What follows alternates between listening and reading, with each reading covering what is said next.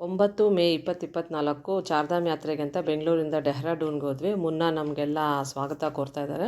ಅಲ್ಲಿಂದ ನಾವು ಹೊರಟು ಬೆಳಗ್ಗೆನೇ ಒಂದು ಹೋಟೆಲ್ ಹತ್ರ ನಿಲ್ಲಿಸಿದ್ವಿ ತಿಂಡಿಗೆ ಅಂತ. ಸೊ ಹೋಟೆಲಿಂದ ಕಾಣಿಸ್ತಾ ಇರೋ ವ್ಯೂಸ್ ಇದೆಲ್ಲನೂ ಉತ್ತರಾಖಂಡ್ದು. ಪಕ್ಕದಲ್ಲೇ ಲಿಚಿದು ತೋಟ ಇತ್ತು, ಅದನ್ನ ಫೋಟೋ ತೊಗೊಂಡ್ವಿ. ಆಮೇಲೆ ಮಧ್ಯಾಹ್ನ ಯಮುನಾ ನದಿ ಹರಿತಾ ಇರೋ ಕಡೆ ಒಂದು ಕಡೆ ನಿಲ್ಲಿಸಿ ಅಲ್ಲಿ ಸಮೀರು ನಮಗೋಸ್ಕರ ತಿಂಡಿ ಮಾಡ್ತಾಯಿದ್ದಾರೆ. ಅಂದರೆ ಮಧ್ಯಾಹ್ನದ ಊಟ ತುಂಬ ಚೆನ್ನಾಗಿತ್ತು ಆ ವ್ಯೂಸ್ ಎಲ್ಲನೂ. ಊಟ ಮಾಡಿಕೊಂಡು ನಾವು ಅಲ್ಲಿಂದ ಲಾಕಮಂಡಲ ಅಂತ ಹೇಳಿ ಪಾಂಡವರನ್ನು ಇದು ಜೀವಂತ ಸುಡೋದಕ್ಕೆ ಷಡ್ಯಂತ್ರ ಮಾಡಿರೋವಂಥ ಸ್ಥಳ, ಅಲ್ಲೊಂದು ದೇವಸ್ಥಾನ ಇತ್ತು. ಸೊ ಅಲ್ಲಿಗೆ ಹೋಗಿ ದೇವ್ರ ದರ್ಶನ ಎಲ್ಲ ಪಡ್ಕೊಂಡು ಅಲ್ಲಿ ಹೆಂಗೆ ಅಂದರೆ ಶಿವನ ಲಿಂಗದ ಮೇಲೆ ನೀರು ಹಾಕಿದ್ರೆ ಅದು ಫೋಟೋ, ಅದು ನಮ್ಮ ಫೋಟೋ ನಮಗೆ ಕಾಣಿಸ್ತದೆ, ಅದು ನಮ್ಮ ಫೋಟೋ. ಆಮೇಲೆ ಅಲ್ಲೆಲ್ಲ ನಾವು ಗ್ರೂಪ್ ಫೋಟೋ ತೊಗೊಂಡು ಪಾಂಡವರದ್ದು ಒಂದು ಗುಹೆ, ಅಂದರೆ ಅವ್ರು ತಪ್ಸ್ಕೊಂಡು ಬಂದಿದ್ದು ಗುಹೆ, ಅದರಿಂದ ಅದೆಲ್ಲ ನೋಡಿಕೊಂಡು ಬಾರ್ಕೋಟ್ ಅನ್ನೋ ಜಾಗಕ್ಕೆ ನಾವು ರಾತ್ರಿ ಉಳ್ಕೊಳೋದಕ್ಕೆ ವಾಪಸ್ ಬರ್ತಾ ಇರ್ಬೇಕಾದ್ರೆ ಸಂಜೆ ಇದೆಲ್ಲ ನೋಡ್ಕೊಂಡಿದ್ದು. ನೆಕ್ಸ್ಟ್ ಡೇ ಬೆಳಗ್ಗೆನೇ ನಾವು ಯಮುನೋತ್ರಿಗೆ ಹೋಗೋಣ ಅಂತ ಹೋಗ್ಬೇಕಾದ್ರೆ ತುಂಬ ಟ್ರಾಫಿಕ್ ಇತ್ತು.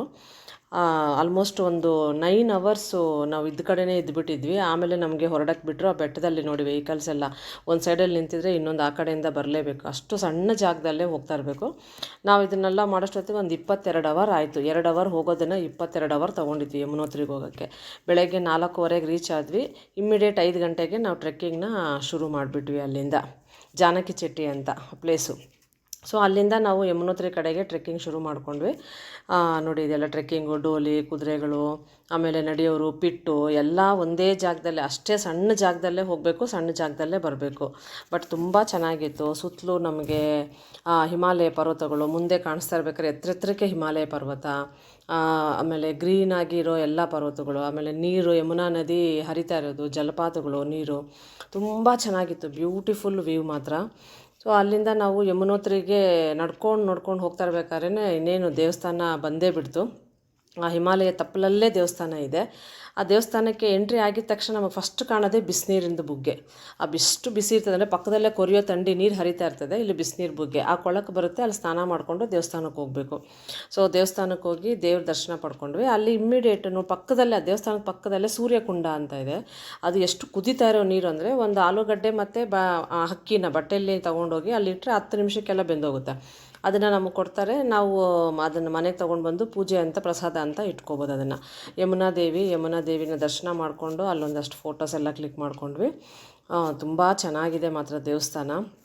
ಇದೆ ನೋಡಿ ಯಮುನಾ ನದಿ ಹಿಮಾಲಯ ಪರ್ವತದಿಂದ ಹರಿತಾ ಇರೋದು. ಯಮುನಾ ನದಿ ಇಲ್ಲಿಂದ ಮತ್ತೆ 1 ಕಿಲೋಮೀಟ್ರ್ ಆಚೆ ಹೋಗಬೇಕು ಮೇಲೆ, ಹಿಮಾಲಯ ತಪ್ಪಲಲ್ಲಿ ಅಲ್ಲಿ ಹುಟ್ಟೋದು. ಬಟ್ ಅದಕ್ಕೆ ತುಂಬ ಕಷ್ಟ ಅಂತ ಹೇಳ್ಬಿಟ್ಟು ಇಲ್ಲೇ ದೇವಸ್ಥಾನ ಮಾಡಿದ್ದಾರೆ ಅದಕ್ಕೆ. ಸೊ ಅಲ್ಲಿಂದ ಹಿಮಾಲಯದಿಂದ ನದಿ ಹರ್ಕೊಂಡು, ಯಮುನಾ ನದಿ ಹರ್ಕೊಂಡು ಕೆಳಗೆ ಹಾಗೆ ಇಲ್ಲಿಂದ ಹುಟ್ಟಿ ಹರಿಯೋದು. ಆಮೇಲೆ ರಾತ್ರಿ ಹೋಟ್ಲಲ್ಲಿ ಉಳ್ಕೊಂಡಿದ್ವಿ. ಬೆಳಗಿನ ಜಾವನೇ ಎದ್ದು ನಾವು ಗಂಗೋತ್ರಿಗೆ ಹೋಗೋಣ ಅಂತ ಹೋಗ್ತಾ ಇರ್ಬೇಕಾದ್ರೆ ದಾರಿಯಲ್ಲಿ ಒಂದು ಕಡೆ ಬ್ರೇಕ್ಫಾಸ್ಟ್ಗೆ ಅಂತ ನಿಲ್ಲಿಸಿದ್ವಿ. ಆ ಬ್ರೇಕ್ಫಾಸ್ಟಲ್ಲಿ ನಿಲ್ಲಿಸಿರ್ಬೇಕಾದ್ರೆ ನೋಡಿ ಎಂಥ ಬ್ಯೂಟಿಫುಲ್ ವ್ಯೂ. ಇದೆಲ್ಲ ನದಿ ಹರಿತಾ ಇರೋದು, ಗಂಗೋತ್ರಿಯಿಂದ ಹರ್ಕೊಂಡು ಬರ್ತಾರೋ ನೀರಿದು. ಅಲ್ಲೇ ನಾವು ಬ್ರೇಕ್ಫಾಸ್ಟ್ ಮಾಡಿಕೊಂಡು ಪರ್ವತಗಳು ಫುಲ್ಲು, ಸುತ್ತಾ ಬೆಟ್ಟಗಳು, ಹರಿಯುವಂಥ ನದಿ ನೀರು, ಅಲ್ಲೇ ಪಕ್ಕದಲ್ಲಿ ನಾವು ಕೂತ್ಕೊಂಡು ತಿಂಡಿ ತಿಂತಾಯಿದ್ವಿ. ತುಂಬ ಚೆನ್ನಾಗಿತ್ತು. ಬೆಳಗಿನ ಜಾವ ಈ ಥರ ವ್ಯೂ ಸಿಗೋದೇ ನಮಗೆ ಅಪರೂಪ ಈ ಕಡೆ ಬೆಂಗಳೂರವ್ರಿಗೆ. ನೋಡಿ ಎಷ್ಟು ಚೆನ್ನಾಗಿ ಎಲ್ಲರೂ ಒಟ್ಟಿಗೆ ಕೂತ್ಕೊಂಡು ಬ್ರೇಕ್ಫಾಸ್ಟ್ ಮಾಡ್ಕೊಂಡ್ವಿ. ಅಲ್ಲಿಂದ ಮತ್ತೆ ಮುಂದಕ್ಕೆ ಹೋದ್ವಿ. ಅಲ್ಲೊಂದು ಹಳ್ಳಿಯಲ್ಲಿ ನಿಲ್ಲಿಸ್ಬಿಟ್ರು ವೆಹಿಕಲ್ನ. ಇಲ್ಲಿಂದ ನಾವು ಮುಂದಕ್ಕೆ 2 ದಿನ ಆಗುತ್ತೆ ಹೋಗೋದು ಅಂತ ಹೇಳಿದ್ದಕ್ಕೆ ನಾವು ವಾಪಸ್ ಗಂಗೋತ್ರಿನ ಅಲ್ಲಿಗೆ ಕೈ ಬಿಟ್ಟು ಅಲ್ಲೇ ನಮಸ್ಕಾರ ಮಾಡಿಕೊಂಡು ದೇವಿಗೆ ವಾಪಸ್ಸು ಕೇದಾರನಾಥ ಕಡೆ ಹೋಗೋಣ ಅಂತ ಹೊರಡ್ವಿ. ಅಲ್ಲಿಂದ ಬರ್ತಾ ಇರಬೇಕಾದ್ರೆ ದಾರಿಲಿ ಕಾಣಿಸುವಂಥ ಎಲ್ಲ ವ್ಯೂಸು ಇದೆಲ್ಲನೂ, ಬೆಟ್ಟಗಳು ನೋಡಿ ಎಷ್ಟು ಚೆನ್ನಾಗಿ ಕಾಣಿಸ್ತಾ ಇದೆ. ಆಮೇಲೆ ದಾರಿಲಿ ಒಂದು ಕಡೆ ಮಧ್ಯಾಹ್ನಕ್ಕೆ ಊಟ ಅಂತ ಹೇಳಿ ಒಂದು ಕಡೆ ನಿಲ್ಲಿಸಿದ್ವಿ. ಮುನ್ನ ಅಲ್ಲೆಲ್ಲೋ ಹೋಗಿ ಸೊಪ್ಪು ಕಿತ್ಕೊಂಡ್ಬಂದರು, ಅಲ್ಮೋಡ ಮತ್ತು ಪಾಪರ ಅಂತ ಸೊಪ್ಪು ಹೆಸರು. ಅದನ್ನು ಕಿತ್ಕೊಂಡು ಬಂದರು. ಅಲ್ಲೇ ಬಿಡಿಸಿ ಅದನ್ನು ಎಲ್ಲರೂ ಕೂತ್ಕೊಂಡು ನೋಡಿ ಒಟ್ಟಿಗೆ ಕೂತ್ಕೊಂಡು ಮಾತಾಡಿಕೊಂಡು ಸೊಪ್ಪನ್ನೆಲ್ಲ ಬಿಡಿಸಿ ಅಡುಗೆ ಮಾಡೋಕ್ಕೆ ಶುರು ಮಾಡಿಬಿಟ್ರು. ಯಾರು ರಂಜಿತ್ತು ಮತ್ತು ಸಮೀರ್ ಇಬ್ಬರೂ. ಅವ್ರು ನಮ್ಗೆ ತುಂಬ ಚೆನ್ನಾಗಿ ಅಡುಗೆ ಮಾಡಿಕೊಡ್ತಾಯಿದ್ರು ಟೈಮ್ ಟು ಟೈಮು. ಎಲ್ಲ ಒಟ್ಟಿಗೆ ಕೂತ್ಕೊಂಡು ಮಾತಾಡಿಕೊಂಡು ಈ ಜಾಗ ಅಂತೂ ನನ್ನ ಲೈಫಲ್ಲಿ ಮರೆಯೋಕ್ಕೆ ಆಗಲ್ಲ, ಅಷ್ಟು ತುಂಬ ಚೆನ್ನಾಗಿತ್ತು ಮಾತ್ರ ಈ ಜಾಗ ನನಗೆ. ಅಲ್ಲೊಂದು ತಾತ ಮತ್ತು 2 ಮೊಮ್ಮಕ್ಕಳು ಕಾಣಿಸಿದ್ರು. ಅವ್ರ ಜೊತೆಯಲ್ಲಿ ಮಾತಾಡಿಕೊಂಡು ಅವ್ರಿಗೆ ಚಾಕ್ಲೇಟು, ಆಮೇಲೆ ಅಲ್ಲೇ ಒಂದು ಹಿಸ್ಸರ್ ಗಿಡ ಅಂತ ಅಲ್ಲೆಲ್ಲ ಬೆಳೆದಿರ್ತದೆ. ಆ ಬೆಳೆದಿರೋ ಹಿಸ್ಸರ್ ಗಿಡಗಳಲ್ಲಿ ಹಣ್ಣುಗಳು ಸಿಗುತ್ತೆ. ಎಷ್ಟು ಚೆನ್ನಾಗಿರುತ್ತೆ ಅಂದರೆ ತುಂಬ ಸ್ವೀಟ್ ಇತ್ತು ನೋಡಿ. ಇದೇ ಹಣ್ಣದು. ಅದನ್ನು ಹಾಗೆ ಕಿತ್ಕೊಂಡಿದ್ದು ತಿಂದಿದ್ದು. ಸಮೀರ್ ಚಟ್ನಿ ಮಾಡ್ತಾಯಿದ್ದಾರೆ ಮತ್ತು ಪಲ್ಯ ಮಾಡ್ತಾಯಿದ್ದಾರೆ. ತುಂಬ ರುಚಿಯಾಗಿತ್ತು. ಆ ಮುದ್ದಾದ ಮಕ್ಕಳು ಇವೆ ನೋಡಿ, ಆ ಹಿಸ್ಸರ್ ಗಿಡಗಳು ಧಾರಾಳವಾಗಿ ಬೆಳೆದಿತ್ತು. ಅದನ್ನು ಹಾಗೆ ಕಿತ್ಕೊಂಡು ತಿನ್ನೋದಷ್ಟೇ. ಅಲ್ಲಿಂದ ಬರ್ತಾ ಇರ್ಬೇಕಾದ್ರೆ ಒಂದು ಹಳ್ಳಿಲಿ ಟೀಗೆ ಅಂತ ನಿಲ್ಲಿಸಿದ್ರು.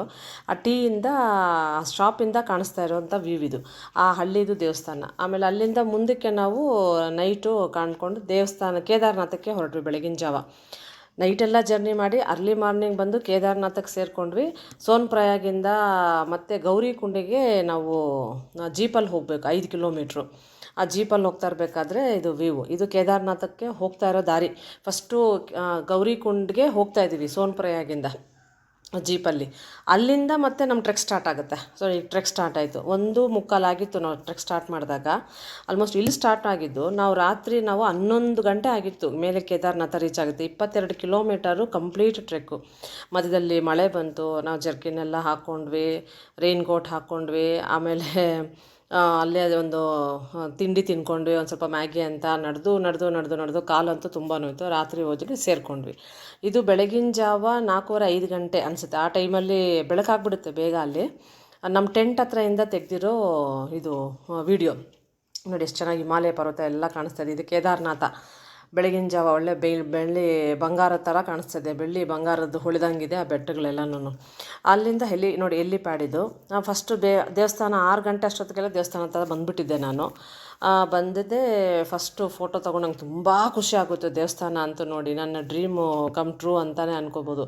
ಕೇದಾರನಾಥ ನಾನು ನೋಡಲೇಬೇಕು ಅಂತ ಅನಿಸ್ತಿತ್ತು, ನೋಡಿದೆ. ಅಲ್ಲಿ ಮಂಜುಳಾ ಸಿಕ್ಕಿದ್ರು ನನಗೆ.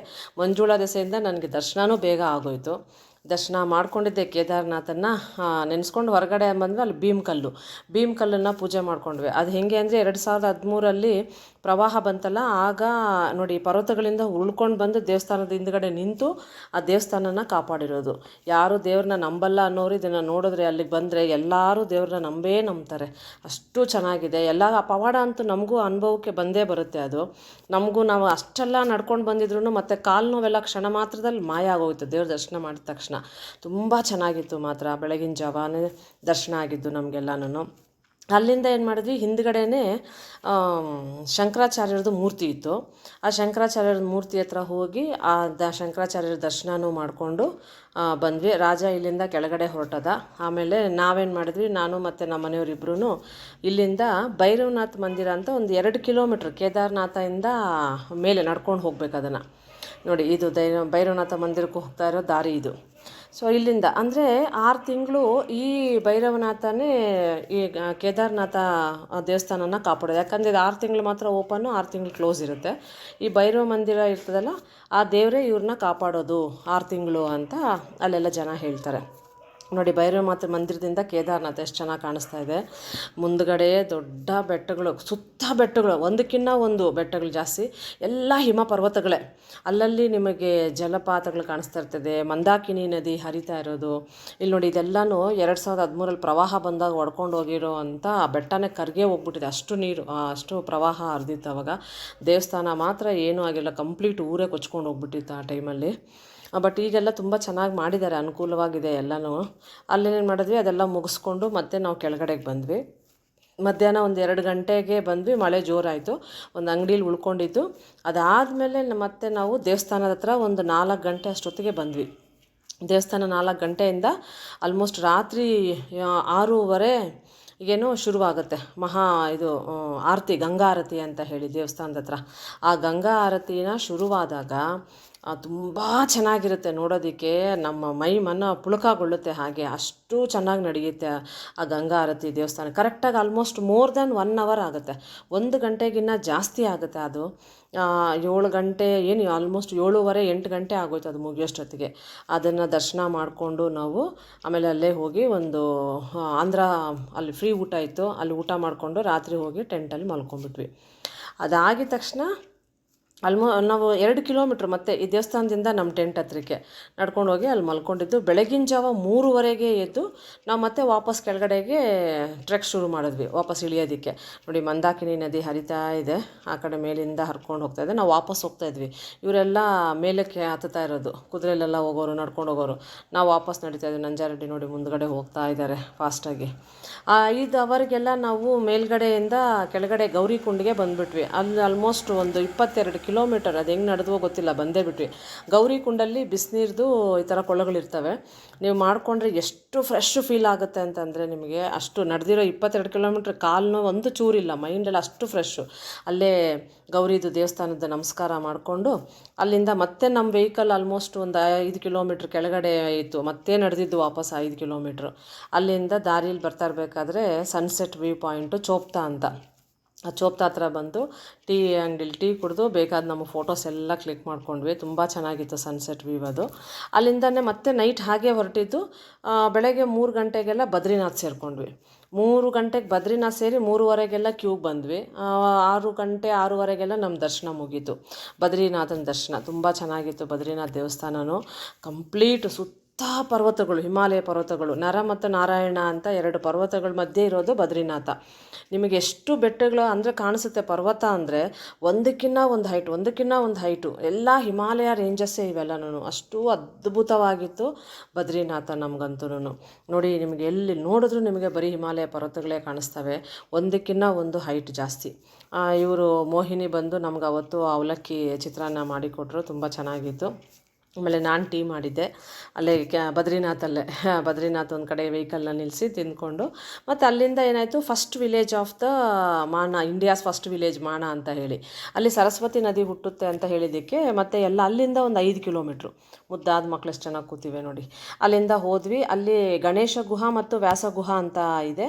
ಅಂದರೆ ವ್ಯಾಸ ಮಹಾಭಾರತ ಹೇಳಬೇಕಾದ್ರೆ ಗಣೇಶ ಅದನ್ನು ಬರೆದಿರೋದು, ತುಂಬ ಚೆನ್ನಾಗಿದೆ ಅದೆಲ್ಲ. ಈಗಲೂ ಅದ್ರ ಕುರುಹೆಲ್ಲ ಅಲ್ಲೇ ಇದೆ.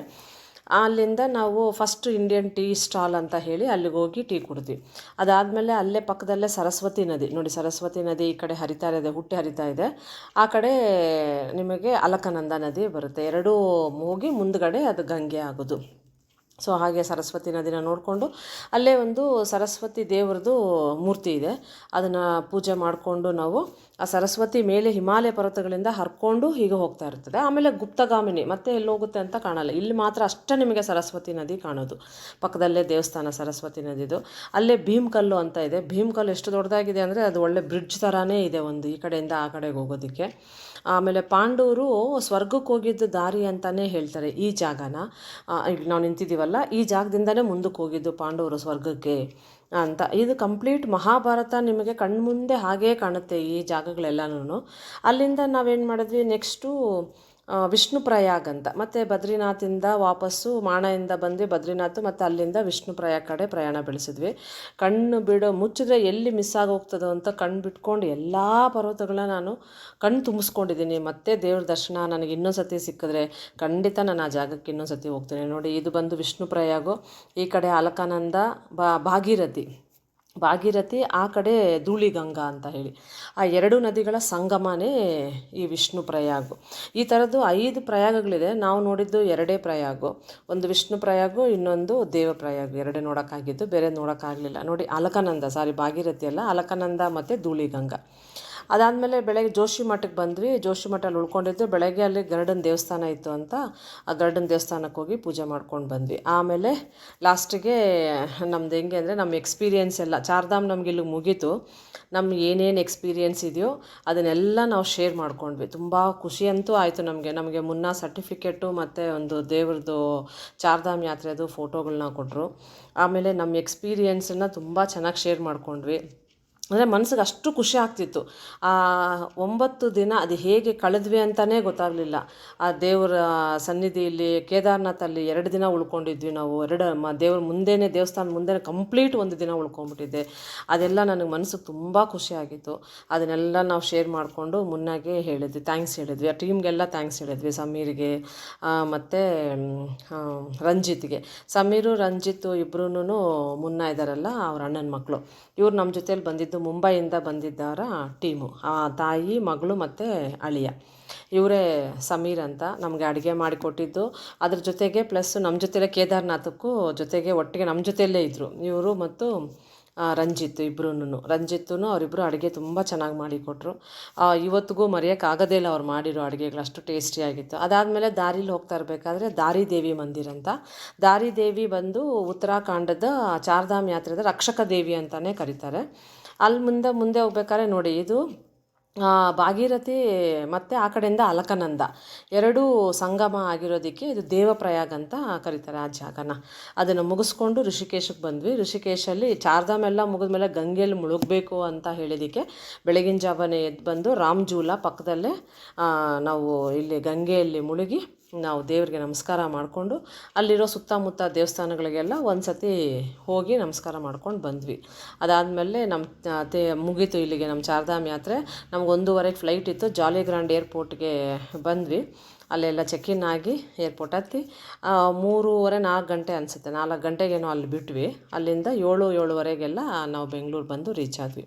ಬೆಂಗಳೂರಿಗೆ ಬರೋಷ್ಟೊತ್ತಿಗೆ ಮನು ನಮಗೋಸ್ಕರ ವೆಯ್ಟ್ ಮಾಡ್ತಾಯಿದ್ದ. ಅವನಿಗೆ ನಮ್ಮ ಲಗೇಜ್ ಎಲ್ಲ ತಗೊಂಡು ಚಾರ್ಧಾಮ್ ಯಾತ್ರೆದ ಕಂಪ್ಲೀಟ್ ಅನುಭವನ ಮನುಗೆ ಹೇಳ್ತಾ ಇವತ್ತಿಗೂ ಅದನ್ನೇ ಮೆಲ್ಕು ಹಾಕ್ಕೊತ ಲೈಫ್ ಲಾಂಗು ಮೆಮೊರಿಯಲ್ಲಿ ಉಳಿಯೋ ಅಂಥ ಚಾರ್ಧಾಮ್ ಆಯಿತು ನಮಗಿದು. ಧನ್ಯವಾದಗಳು.